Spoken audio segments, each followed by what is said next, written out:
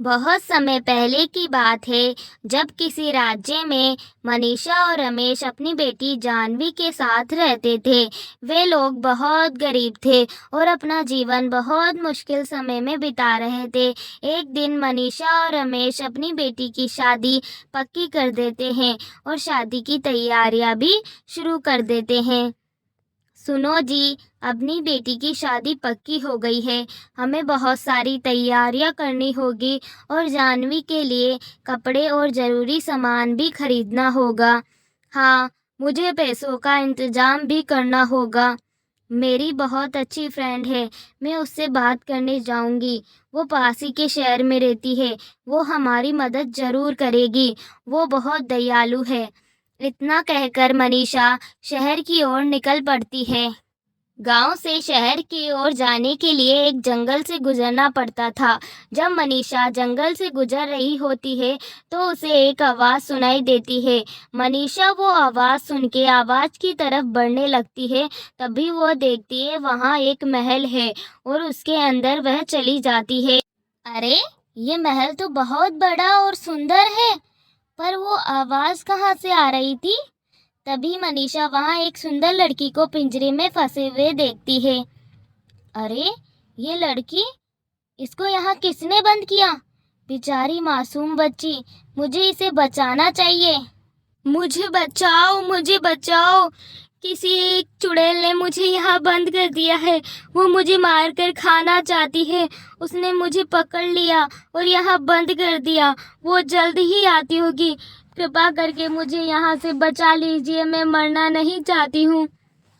ये सब तो ठीक है, पर मैं तुम्हारी मदद कैसे कर सकती हूँ? ये पिंजरा तो बहुत ही मजबूत है। इस पिंजरे से निकलने का एक तरीका है। यहाँ से कुछ दूरी पे एक और महल है, उसमें बहुत सारा खजाना है। उसी में इस पिंजरे की चाबी है। तुम्हें वो लेकर आनी है और इस पिंजरे को खोल देना है। तभी मनीषा दूसरे महल की तलाश में जंगल में इधर उधर भटकती है। फिर उसे वह महल दिखाई दे जाता है। अरे, लगता है यह वही महल। इतना कहकर मनीषा उस महल के अंदर जाने लगती है। वह उस महल में चारों तरफ चाबी ढूंढने लगती है। फिर अचानक उसे चाबी दिखाई दे जाती है। जैसे ही वह चाबी उठाने जाती है, वहां देखती है कि वहां बहुत सारे कीमती कीमती सोने चांदी रखे हैं। परंतु मनीषा लालच में न आकर वह चाबी उठा लेती है और वहां से निकलकर पिंजरे के पास आती है और ताला खोल देती है। जैसे ही मनीषा ताला खोलती है, वह लड़की आजाद हो जाती है और वो आजाद होके एक चुड़ैल का रूप धारण कर लेती है। हा हा हा, तुमने मुझे आजाद करवा दिया। मैं यहाँ बहुत सालों से बंद थी। अब मैं तुम्हें कैद कर लूंगी। हा हा हा हा हा। पर मैंने तो तुम्हें यहाँ से छुड़वाया है। पर मैं चुड़ैल हूँ, मुझे अच्छाई नहीं आती। मैं तुम्हें यहाँ कैद करके रखूंगी। नहीं नहीं, मेरी बेटी की शादी है, मुझे बहुत सारी तैयारियां करनी है। प्लीज़ मेरे साथ ऐसा मत करो, मुझे कैद मत करो। मेरे पति और मेरी बेटी दोनों मेरे लिए परेशान होंगे। मुझे जल्द ही घर पे पहुंचना है। तभी वो चुड़ैल मनीषा की एक नहीं सुनती और मनीषा को कैद करके वहां से मजे से घूमने निकल जाती है। इधर घर में 2 दिन निकल जाते हैं। जब मनीषा का कुछ पता नहीं चलता, तब उसकी बेटी जानवी उसे ढूंढने निकल जाती है। वह उसी जंगल में उसे ढूंढती है और रोती है। हे भगवान, कोई तो मेरी मदद करो, कोई तो मेरी माँ को ढूंढो। मेरी माँ को गए हुए 2 दिन हो गए, वो अभी तक नहीं लौटी है। कोई तो मेरी मदद करो।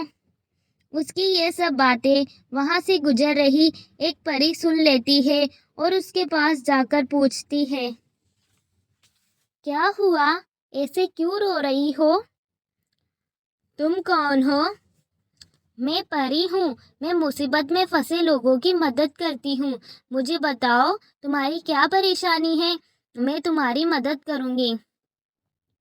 मेरी माँ 2 दिन से नहीं मिल रही है।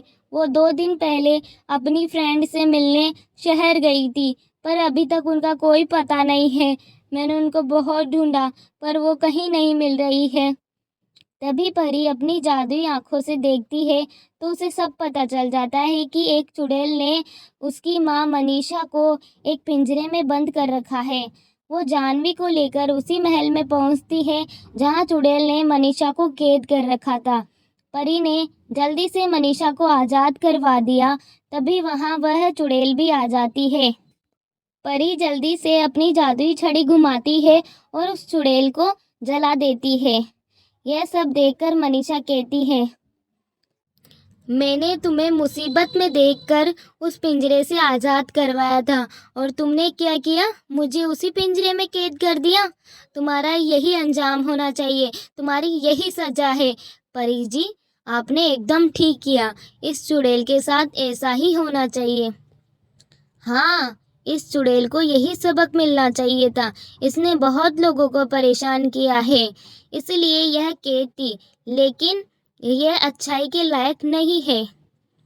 हाँ, और मनीषा, मैंने देखा है जब तुम वो चाबी लेने गई थी तो वहाँ बहुत सारा खजाना भी पड़ा था, पर तुमने अपनी ईमानदारी दिखाई और उस खजाने की तरफ देखा भी नहीं।